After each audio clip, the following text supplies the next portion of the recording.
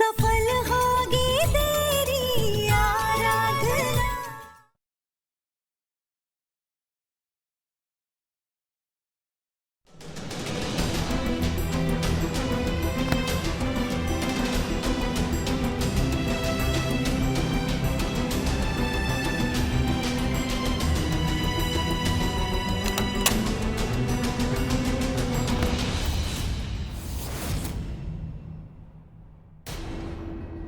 यहाँ क्या कर रही हो राधा? अभी तुम्हारी शादी में थोड़ा समय है, तब तक तुम्हें थोड़ा सब्र करना होगा। कुछ पल भी माधव को देखे बिना रहा नहीं गया तुमसे, जो सुबह सुबह चुपके से यहाँ चली आई। चलो यहाँ से। लेकिन दादी। लेकिन बेकिन कुछ नहीं, तुम माधव को नहीं मिल सकती। अरे थोड़ी देर में तुम्हारी हल्दी की रस्म शुरू होने वाली है, जाओ हल्दी के लिए जाकर तैयार हो जाओ। माधव को शादी के मंडप में देख लेना, कहीं भागा नहीं जा रहा है, वो तुम्हारा पति है। चलो यहाँ से। दादी मैं यहाँ कुछ बहुत जरूरी बात करने आई हूँ। दादी मैंने फिर से वही बुरा सपना देखा। पिछली बार जब मैंने वो सपना देखा था तो विनायक के साथ अनहोनी होते होते रह गई। हम लोग उसे खोने वाले थे और आज फिर से वही सपना देखा है मैंने। इस बार तो मैं उस सपने में शादी के जोड़े में भी थी। मुझे लग रहा है दादी कि इस बार सांप जी पर कोई बहुत बड़ी मुसीबत आने वाली है, और वो भी आज ही। मैं साहब जी को किसी मुसीबत में नहीं डाल सकती। उन्हें तकलीफ की ओर ढकेलकर मैं खुद कैसे खुश हो सकती हूँ दादी? नहीं, मैं ऐसी शादी नहीं करना चाहती हूँ। मैं ये शादी नहीं कर सकती दादी। मैं वो दुल्हन का जोड़ा नहीं पहन सकती।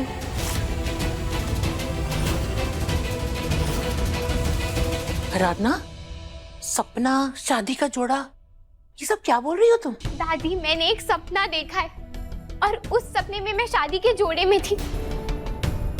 आप समझ क्यों नहीं रही है? मुझे डर है कि कहीं साहब जी को कुछ ना हो जाए।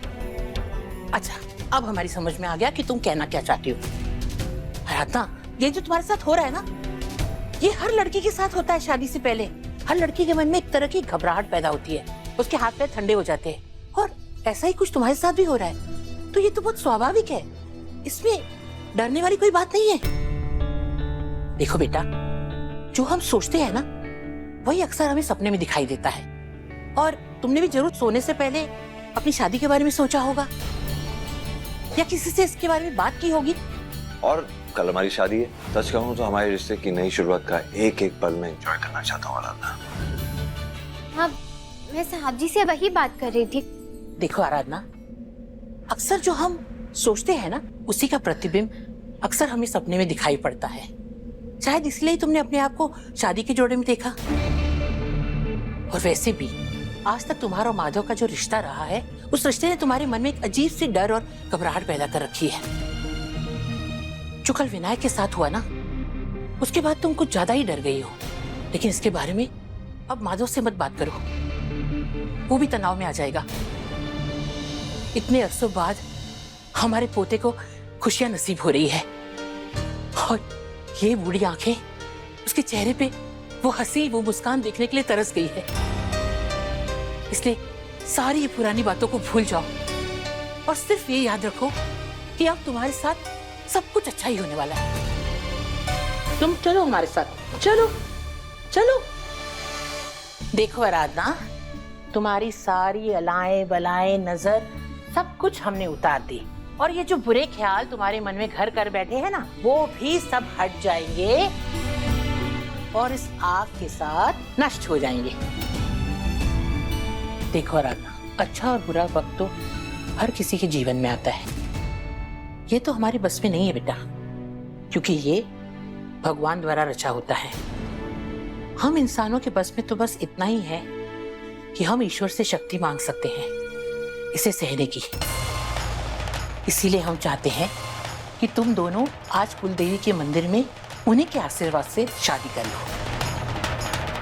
हमारे इष्ट देव, कुलदेवी देवता, इन सब की असीम कृपा से हमें शक्ति मिलती है हर मुश्किल का सामना करने की। इसलिए बेटा, बस तुम दोनों सच्चे मन से एक नई जिंदगी की शुरुआत करो और सब कुछ ईश्वर पर छोड़ दो। मेरा यकीन मानो, सब अच्छा ही होगा।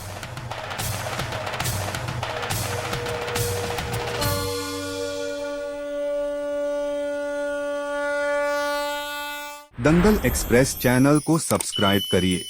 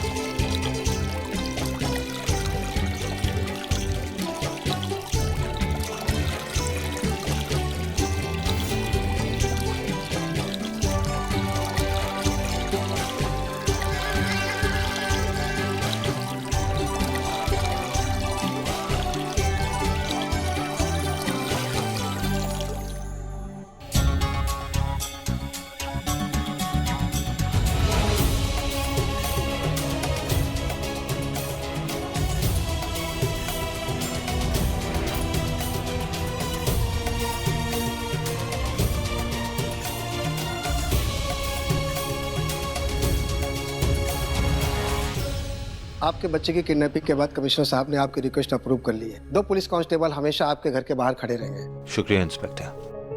दरअसल 3 दिनों के लिए हमें जरूरी काम से बाहर जाना, अगर ये काम जरूरी नहीं होता तो हम विनायक को इस तरह छोड़ के नहीं जाते। आप बेफिक्र होकर जाइए, हम हैं यहाँ।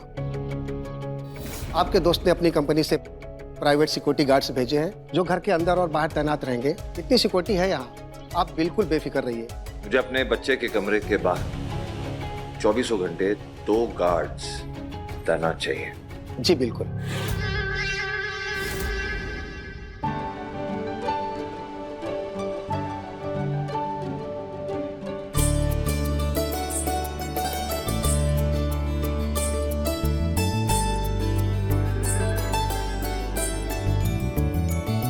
अच्छा, तो मैं अब चलता हूँ।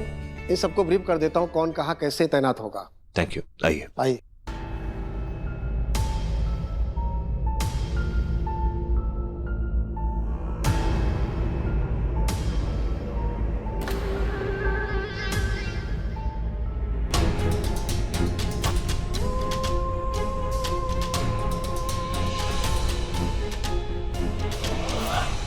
दादी कहाँ है?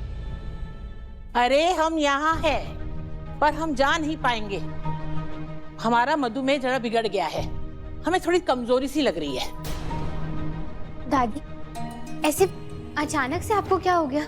अगर आपकी तबीयत खराब है तो आप ऐसे चल क्यों रही हैं? आपको तो अपने कमरे में होना चाहिए और मुझे बताना चाहिए, हम डॉक्टर को बुला लेते। अरे हमारे हाथ पैर नहीं टूटे हैं, जरा सी कमजोरी है, हम ठीक हो जाएंगे। थोड़ी सी कमजोरी? आइए आप बैठिए। अरे हम कह रहे हैं ना हम ठीक है, कुछ ज्यादा नहीं हुआ हमें। अगर आपकी तबीयत सच में ठीक नहीं है दादी, तो फिर शादी कोई और दिन कर लेते हैं ना। फिलहाल इसे कैंसिल कर देते हैं, हम डॉक्टर को बुलाते हैं। हाँ दादी। अरे अरे कुछ नहीं हुआ है हमें, हमारी बात हो गई है डॉक्टर साहब से। उन्होंने हमें सिर्फ थोड़ा आराम करने के लिए कहा है। क्या है ना कि गाड़ी का इतना लंबा सफर है, पहाड़ चढ़ना है, ये सब मुमकिन नहीं हो पाएगा। और वैसे भी ना 2 लड्डू खा लेंगे, थोड़ा सा आराम कर लेंगे, बस पूरी फुर्ती आ जाएगी हमारे अंदर। 2 लड्डू? ये भी डॉक्टर ने कहा है? 2 नहीं, लेकिन 1 लड्डू तो खा ही सकते हैं। शरीर में चीनी कम हो गई है, तो चीनी को बढ़ाने के लिए लड्डू तो खाना ही पड़ेगा ना। अच्छा, अगर तबीयत खराब है तो एक बार हम डॉक्टर से बात कर लेते हैं। अगर आप साथ में चल सकते हैं तो ठीक है, अगर नहीं चल सकते तो शादी कैंसिल करते हैं, फिर कोई और तारीख देखते हैं ना आराधना। अरे ये क्या मजाक है? पंडित जी ने सारी व्यवस्था कर रखी होगी, चुपचाप जाओ और अपने रिश्ते को आगे बढ़ाओ, जाओ।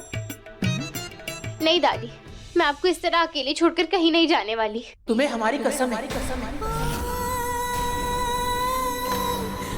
तुम्हें जाना ही पड़ेगा।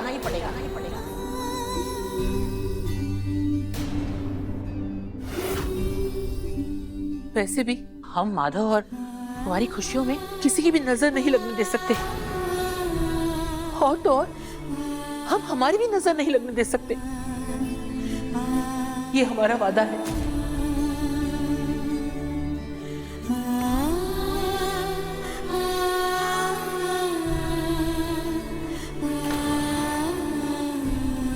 मेनका, जी अब तुम भी जाओ इन लोगों के साथ। हम विनायक का ध्यान अच्छे से रख लेंगे। नहीं नहीं दादी, हम पहले से ही यहाँ रुकने का मन बना चुके हैं। ऑब्वियसली अब हम वहां जाकर करेंगे क्या?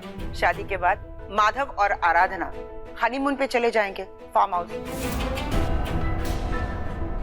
किशन, डिम्पल और आर्यन इन्होंने अलग अलग होटल्स में कमरे बुक किए। शादी के बाद ये लोग भी चले जाएंगे घूमने। और वैसे भी वो जगह जो है ना, वो बच्चों के लिए घूमने के लिए है।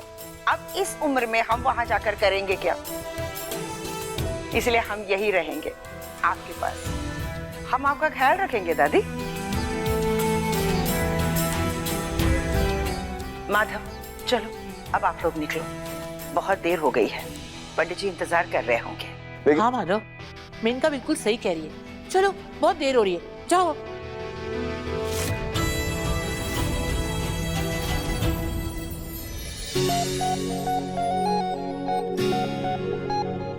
हम तीनों यहाँ मजे करेंगे, है ना? अब हमारा मुन्ना खिलखिलाएगा और हमारे अंदर फुर्ती आ जाएगी।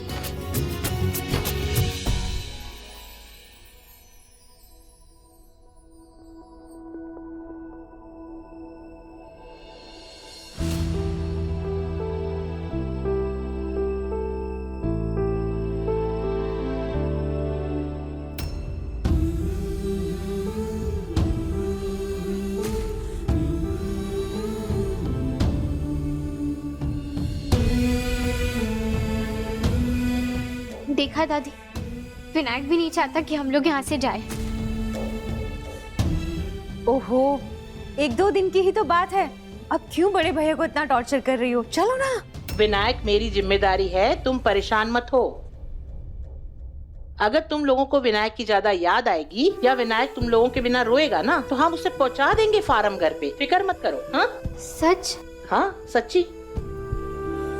दादी, हनीमून पर बच्चा? हाँ तो अच्छा तो आइडिया।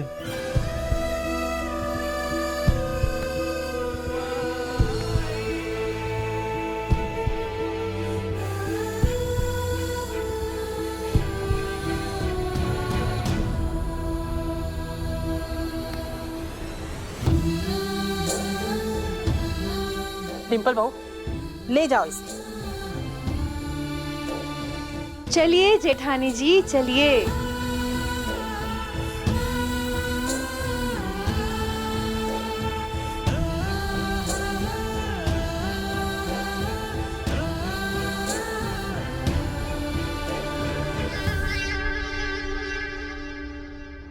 और खाने और बाकी सारी चीजों की। चलो आराधना, लेट हो रहा है। अरे मेरी गाड़ी में अरे बैठो। अरे अरे जेठानी जी, शादी करने दूल्हा दुल्हन एक गाड़ी से जाएंगे क्या? नो वे, जेठानी जी हमारे साथ अलग गाड़ी से चलेंगे। ए डिम्पल, कैसी बात है, तुम भी है ना। अरे बड़े भैया सबर, इतना लंबा रास्ता है और 2-3 घंटे में अगर घूंघट इधर से उधर हो गया तो, दुल्हन का चेहरा दिख गया तो फिर दादी कहेंगी हाय राम, दुल्हन का चेहरा दिख गया, अपशगुन हो गया। ना बाबा ना, शादी से पहले मैं कोई अपशगुन अपने सर पे नहीं लेना चाहती, इसलिए ये हमारे साथ चलेंगे। Is that clear? चल। अरे बड़े भैया, थोड़ा तो इंतजार कीजिए। वैसे भी अब तो सिर्फ 2 घंटे की बात है। भैया सबर का फल ना बहुत मीठा होता है। तो कुछ ज्यादा नहीं बोल रहा है। भैया मेरे पास ना सिर्फ यही मौका है। मैंने सोचा कि बहती गंगा में मैं भी अपने हाथ धो लूं। इसके बाद कहाँ मौका मिलेगा मुझे आपको छेड़ने का। बड़ा शौक है ना तुझे। चल बैठ मेरी गाड़ी में, हम दोनों वैसे भी अकेले जा रहे हैं ना, और मेरे पसंदीदा गाने सुनेगा और भुगतेगा। अच्छा, देखा आपने, इसीलिए मुझे अपने साथ अपनी गाड़ी में बिठा रहे थे ताकि अपनी पसंद के गाने सुन सके, क्योंकि मैं तो इन्हें कुछ बोलूंगी नहीं। अब समझ आ रहा है। भाभी आप भी ना भैया पे शादी के बाद पूरी धौंस जमाना। कैसी बातें कर रहे हो? और भाभी मैं ना आपको सारे पैंतरे बता दूंगा। दामिनी भाभी इनको लाइन पे लाने के लिए क्या क्या करती थी। क्या करती थी? कैसे कैसे करती थी? क्या क्या क्यों चुप? अच्छा बस अभी तुम लोग का मजाक मस्ती हो गया हो, प्लीज चले। कम ऑन यार प्लीज चलिए।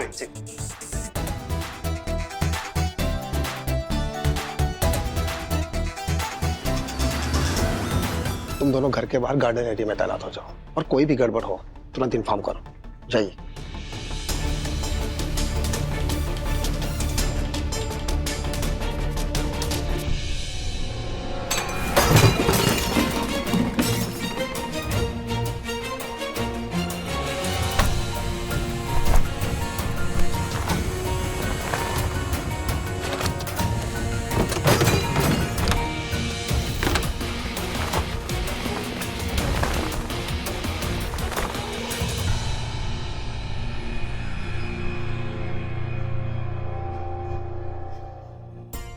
वो ब्रेसलेट? आराधना के कमरे में तो कहीं पर भी नहीं है, तो फिर वो ब्रेसलेट जा कहां सकता है? क्या करें हम?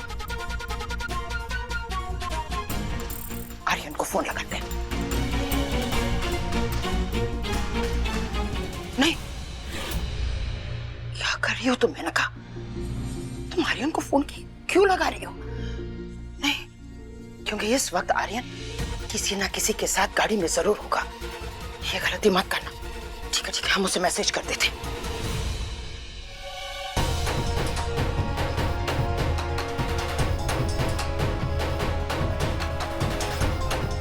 कहाँ जा सकता है वो ब्रेसलेट?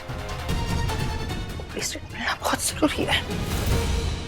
दंगल एक्सप्रेस चैनल को सब्सक्राइब करिए।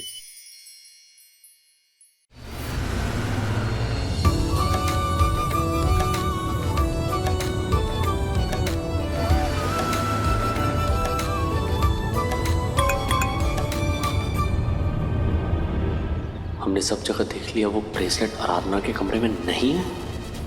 जरूर उसे साथ लेकर गई होगी, तो मैं मौका देखकर वो ब्रेसलेट उससे लेना होगा।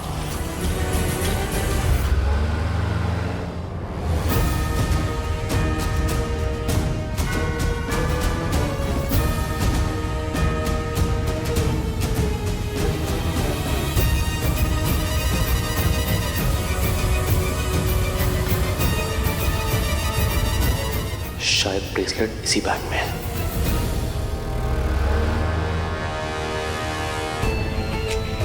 अरे यार, इस गाड़ी में तो सैनिटाइजर ही नहीं है।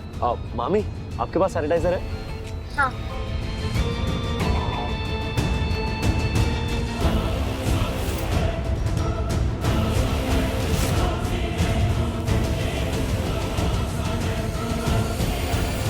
ये लीजिए। थैंक्स। ओह गॉड, मैं तो ना सबसे पहले होटल जाऊंगी, फटाफट फ्रेश होंगी, अपना टचअप करूंगी। वैसे मैंने इस होटल के रिव्यूज ना ऑनलाइन पढ़े हैं, काफी अच्छे रिव्यूज हैं। नाउ लेट्स सी, वहां जाके देखते हैं सर्विस कैसी है। कम ऑन यार भैया, थोड़ा तो टेस्ट बदलिए। अब आपकी शादी हो रही है, कुछ तो आजकल के रोमांटिक ट्रेंडिंग गाने सुनिए। अरे मुझे ये ट्रेंडिंग गाने जरा भी पसंद नहीं है। ना सर होता है, ना पैर, ना सुर होता है, ना साज। क्या एहसास होता है उसमें प्यारे। अरे भैया, आपकी बीवी भी आजकल की है, थोड़ा तो रहने सहने का तरीका बदल लो। क्या मतलब? भैया मेरा कहने का मतलब है, जब आप शादी के बाद भाभी को लॉन्ग ड्राइव पर लेकर जाएंगे और अगर आप उन्हें ये पुराने गाने सुनाओगे ना, तो वो आपसे बोर हो जाएंगे। अब I mean, आपके गानों से बोर हो जाएंगे भैया, आपसे नहीं। अर्जेंट कॉल करना है मुझे, ठीक है? चुपचाप गाड़ी चलाओ।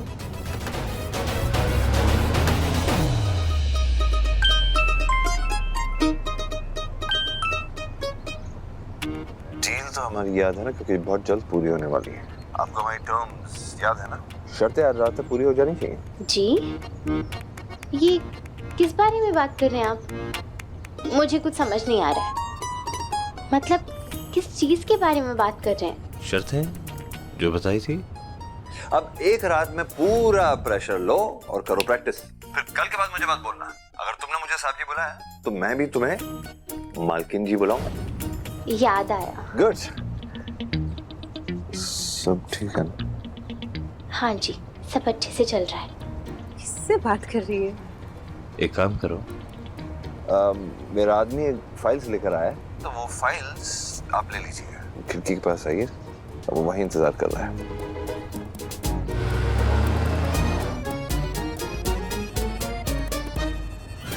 अरे जी, ये क्या कर रहे हैं आप? बहुत गलत तरीका है ये। अरे आप चिल्ला क्यों रहे हैं? यही तो बात की थी आपसे। इसमें गलत क्या कर दिया मैंने? सही तो किया ना मैंने। कौन है? अरे क्या बताऊं, देखो ना, कुछ लोग होते हैं बहुत ही अजीब से होते हैं। कभी भी मुंह उठाकर फोन कर देते हैं और फिर ऊट पटांग बातें करना शुरू कर देते हैं। मुझे तो लगता है कि ऐसे लोगों का फोन नंबर ना अपने फोन से ही हटा देना चाहिए, ताकि ये लोग दोबारा फोन ही ना कर पाए। क्या यार भैया, आज आपकी शादी हो रही है, आप ये कौन सी डील लेकर बैठ गए? और ये कौन सा क्लाइंट था जो फोन पे इतना गुस्सा हो रहा था, इतना चिल्ला रहा था? अरे बहुत इंपॉर्टेंट क्लाइंट है, इसलिए तो आज के दिन मैं इतनी इंपॉर्टेंट डील करना चाहता हूँ और ये डील जिंदगी भर की है, तो कुछ नखरे तो सहने पड़ेंगे ना। हाँ भैया, वो तो उठाने पड़ेंगे।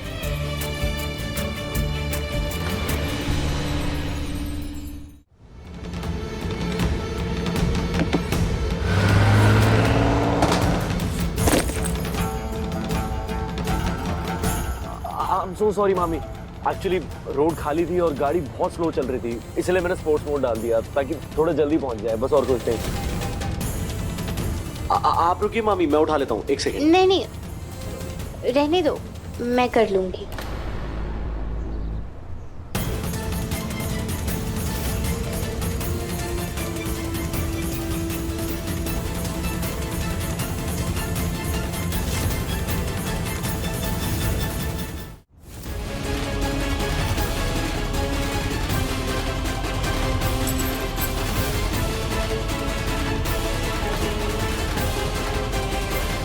तो ये ब्रेसलेट इस पर्स में है। अब मुझे शादी में किसी भी तरह मौका देखकर ये ब्रेसलेट निकालना होगा।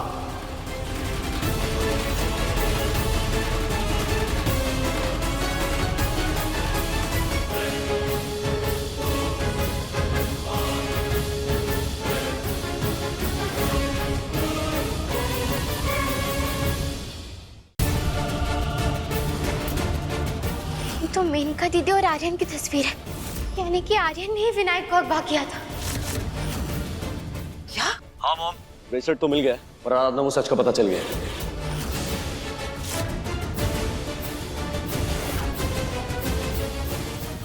अपने पसंदीदा शो के फुल एपिसोड देखने के लिए अभी डाउनलोड करें दंगल प्ले ऐप।